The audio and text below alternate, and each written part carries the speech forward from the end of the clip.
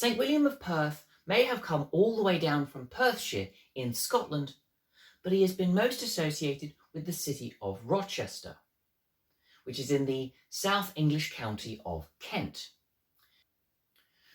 St. William was made into this venerant saint in 1256 by Pope Alexander IV, and he became an incredibly popular pilgrimage site for those of the Christian faith, but only second in popularity to the even more popular and venerant Thomas à Becket.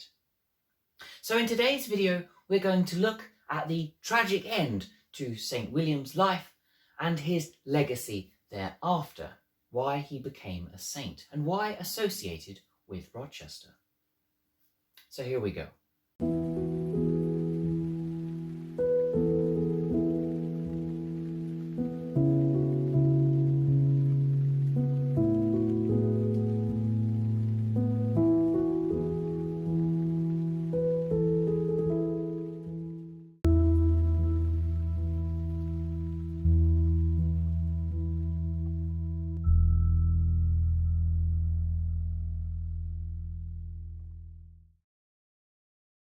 Good morning, good evening, and good afternoon to you all. From those down the road to the folks around the world. Welcome back to another video, looking this time at St. William of Perth, who is celebrated on the 23rd of May with a saintly feast day of his own, the patron saint of adopted children.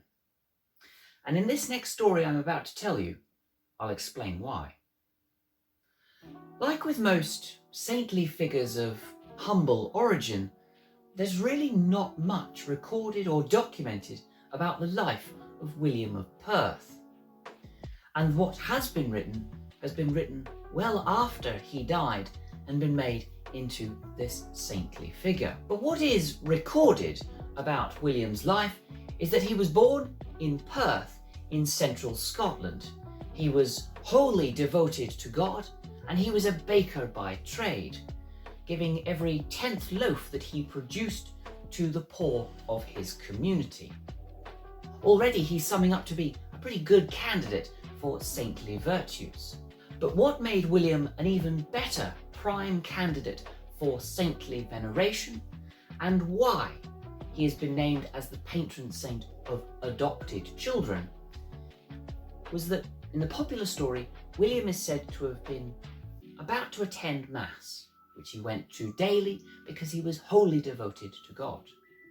And on his way to church, he came across an abandoned child, or an abandoned baby, I'm quite unsure about that. And so William decided to adopt this said child, and he became popularly known as David the Foundling. Then in about 1201, the story becomes a little bit more clear to tell. You see, William and David decide to go on a long and lengthy pilgrimage, which would have taken them many years to complete, to go and see the holy sites of significance within the Christian faith, presumably including the city of Rome, and the final destination being the city of Jerusalem. But what was also on the itinerary, and which is significant to this very story, is the shrine of Thomas à Becket, which was held at Canterbury Cathedral. But hang on, we're talking about Rochester and Rochester Cathedral, not Canterbury. Well, William and David's journey got them to Rochester, where they stayed for about 3 days. And the following day after this visitation to Rochester, they left for the city of Canterbury to visit the shrine of Thomas à Becket. But our story takes a dark turn. David convinced William that there was a shortcut between these two great Kentish cities of Rochester and Canterbury that was off the main road of Watling Street, this main pilgrimage road between the two sites and cities. William went along with David's idea of a shortcut, being none the wiser. But David was leading William astray. William was clubbed round the back of the head and his throat was cut. He was robbed of all of his worldly possessions by this adopted son that he had taken in some years before as a child. And he was left lying in the floor, presumably bleeding quite profusely. This is the part of the story which includes the miracle. The moment which seems completely impossible in reality, but is the pretty much determining factor as to whether you become a saint or not. Take this part of the story what you will, it's what is recorded and is what is attached to William of Perth and his saintly veneration. A woman who was supposedly afflicted by madness approached the dead body of William of Perth. She braided a wreath of honeysuckle plants, placing it first on top of the head of William and then placing it atop of her own head. And in between this transfer of the honeysuckle wreath, she was then magically cured of her afflicted madness. Clearly, William and David had not made that much progress towards the city of Canterbury before William was murdered by his adopted son.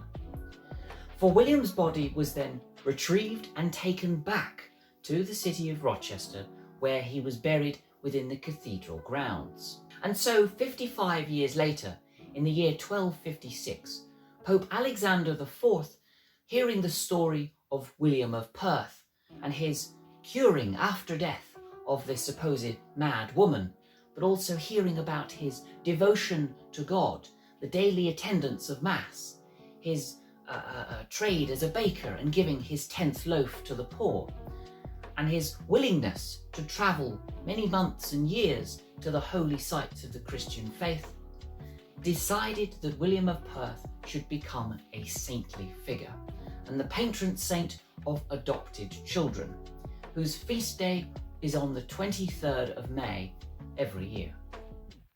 Over the next 2.5 centuries, William of Perth's shrine was visited by many pilgrims coming from all over England and the rest of the Christian world.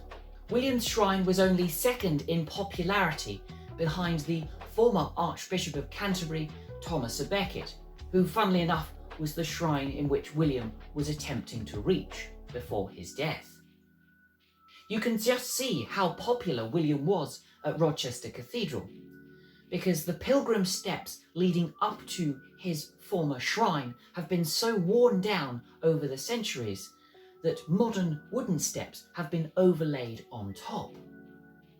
And it's also no real surprise that William of Perth became so popular as a saintly figure. Not because necessarily of the great deeds that he'd done within his life or thereafter, but just by the geographical location and closeness to Canterbury Cathedral, where the even more venerant Thomas à Becket shrine was.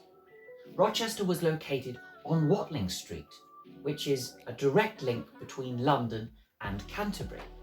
Just slap bang in the middle is Rochester itself. So of course, many people travelling towards Thomas à Becket shrine are going to inevitably see and visit William of Perth in the city of Rochester. And with that final point, I think we shall conclude the video there. Thank you for taking the time and the patience to hear about the story of St. William of Perth, this humbled individual who came from Scotland, who met a tragic end, but buried in Rochester and became one of the most popular saints in England. Thank you for watching, and I shall see you in the next video. See you later.